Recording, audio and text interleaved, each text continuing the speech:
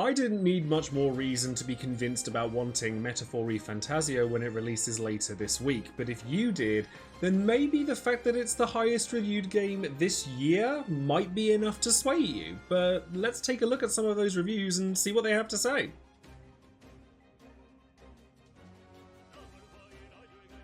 So as you can see, Metaphor ReFantazio at the time of filming this video has 94 on Metacritic, which ties it with Astrobot for the best reviewed game of the year, beating out even Final Fantasy VII Rebirth.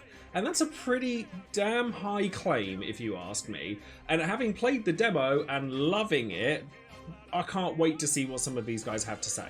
Now obviously it's important to remember that this is very early days, with the reviews for Metaphor having only 31 critic reviews at the time of this video's filming, whereas Final Fantasy VII Rebirth has 151. Not a single one of them is negative. But Metaphor has pretty much hundreds almost entirely across the board, with the lowest review being 85, and there's only 2 of those. Now, if you wanted more reason to see how excited I am for Metaphor, then you can take a look at my Etsy store link down below, because I've already drawn characters from Metaphor, because having played the demo, done my coverage for that, and shown how excited I am for that, I couldn't help myself. So we're going to start here with Noisy Pixel's review, and I'm not going to read every review because that would be ridiculous, but to go through some of like the key points from some of these, Metaphor ReFantazio scored a 10, masterpiece, a triumphant JRPG with a rich narrative, strategic combat and compelling characters. The game seamlessly blends turn-based and real-time combat, which was one of my favourite things from the demo, I must say, utilising its unique archetype system, job system. Who doesn't love a job system? While dynamic pacing and meaningful side activities keep the 90-hour journey engaging, Metaphor ReFantazio successfully stands out as a must-play fantasy epic.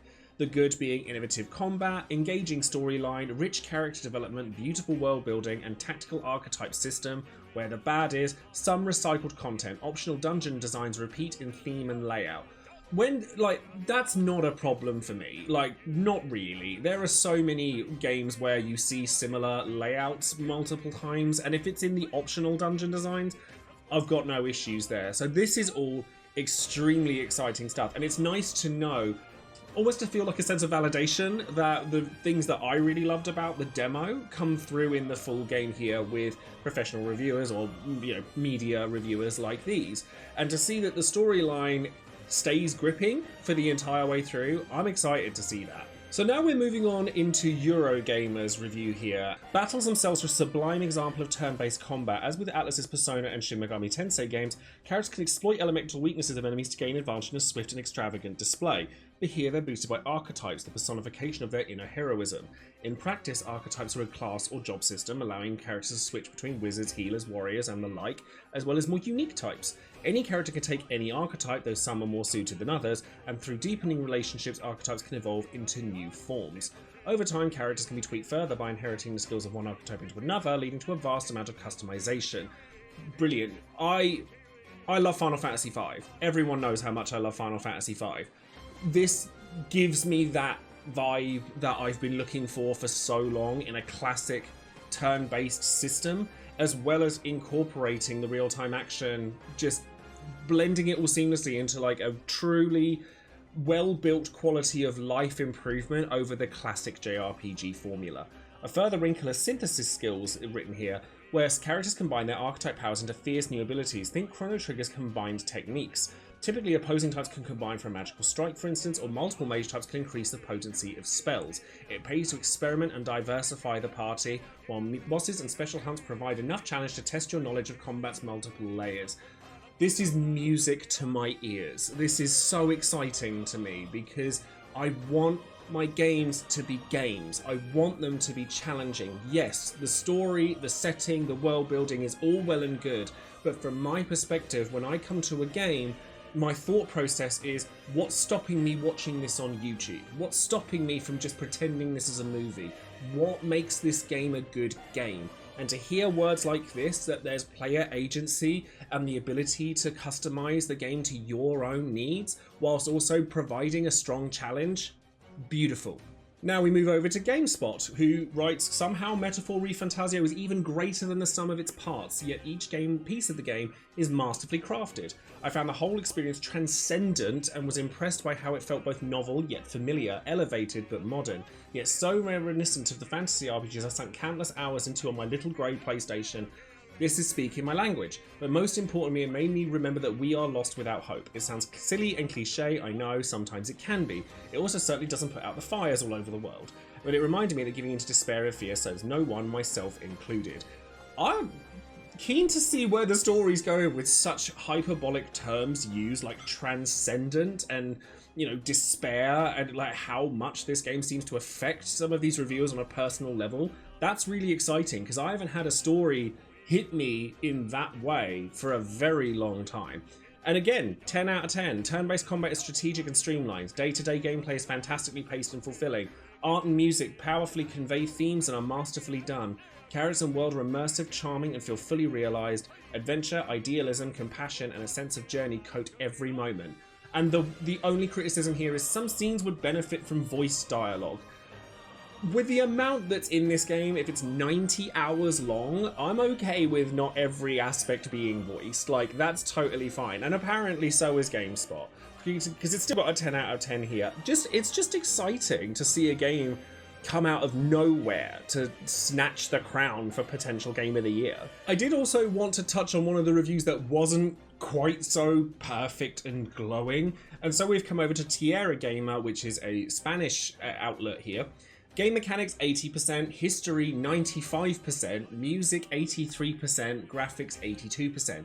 Honestly, I think the only one of those I kind of agree with is the graphics, but the fact that so many of the cutscenes seem to be such fully animated, almost film-like, you know, in terms of quality, I would probably argue maybe it could go a little higher than that, but as I said when I did the demo, there were some technical limitations, and those people who played it on PC certainly voiced their concerns when it came to how well it ran on their PCs. But bearing in mind that this is Google translated, so forgive me for any sort of errors here, Metaphor ReFantazio isn't the one-size-fits-all proposition that Atlus have been promising to develop for the West for 8 years. Its structure is a clear reflection of Persona 5, and from that foundation, the team has polished and built one of the most entertaining games of the year. While Atlus has proven its mastery in many aspects, such as its ability to create fascinating worlds and unmatched aesthetics, we know that they can offer us much more in terms of gameplay. I find this actually very interesting. I think that the parallels between Metaphor and Persona are very clear. I mean, Metaphor and Persona are almost interchangeable terms, as they are anyway.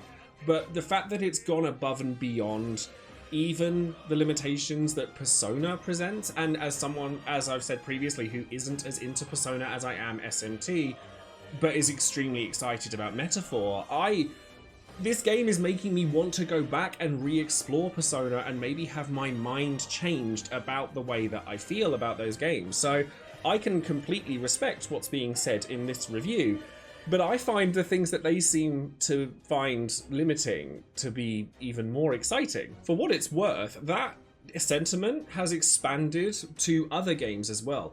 I think it's really nice to kind of want to go into your own mind and analyse why you like or don't get on with something, a game, a movie, any kind of media that you consume.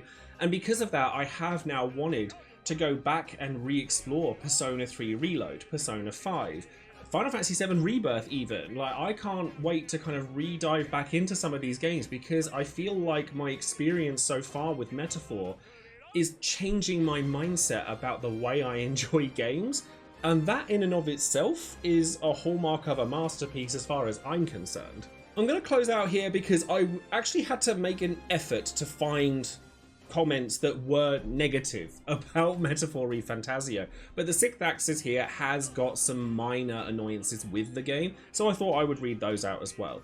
For all this praise, Metaphor is less than perfect, falling down in a couple of areas. The main offender lies in explaining the game's more complex systems. The aforementioned inheritance mechanic is poorly explained, and it's not until you're about a dozen hours in that you start to actually make use of it. Similarly, by the third city, I had maxed out one of my friendships with a message saying Stroll, the character, is ready for a new heroic embodiment. I had to reach the endgame another 30 hours or so before I learned what that actually meant, an explainer seemingly failing to pop up for me. That is irritating, where you find a mechanic but you don't actually find what the mechanic is for, until much later. But I think it may be something that comes up earlier, and it's important with reviews for people to understand that there's no community sort of external sources you can speak about some of these mechanics with. So maybe they might come up earlier and somebody finds out about it when the game is fully released, and perhaps this reviewer didn't know how to find it, but they could also be correct. They could also be right in saying that that's a perfectly valid irritation to have, because I know when I've played games and something random in terms of terminology comes my way, I'm like, what does that mean? It is irritating. There are also graphics and optimization issues. The game looks stunning from afar, thanks in no small part to the character and world design, but if you look closely, there are myriad issues, including textures, and in one case, a character's teeth being outside their mouth. That's terrifying. We've also experienced a couple of issues with the game slowing down and a single crash on PS5, so this was reviewed on PS5. While these parts of the game feel particularly rushed, there are at least things that are fixable in a future patch. But they still go on to say it's sublime. Persona fans will have a blast playing this and hunting out the subtle and not so subtle nods to its franchise cousin. A couple of minor annoyances make it feel a little rough around the edges, holding it back from an otherwise perfect score.